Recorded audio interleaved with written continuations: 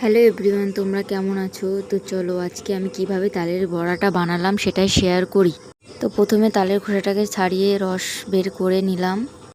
আটা, সুজি, তেল এবং নারকেল নিয়ে সুন্দর করে মাখিয়ে নিলাম ঘন করে। মিশ্রণটি একটু ঘন করে তৈরি করে কিছুক্ষণ রেখে দিলাম। এবার কড়াইতে তেল গরম করে হাত দিয়ে গোল গোল করে বড়ার আকার দিয়ে দিয়েছি। ধীরে ধীরে তো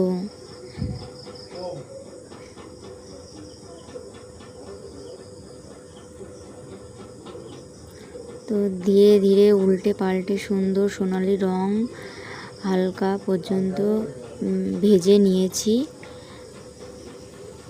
তারপর বড়াটাকে নামিয়ে নিয়েছি।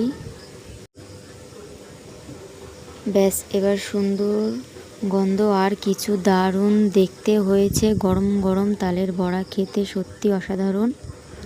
আপনারা সত্যি বাড়িতে বানিয়ে খাবেন। আর ভিডিওটা ভালো লাগলে লাইক, কমেন্ট, শেয়ার করতে ভুলবেন না।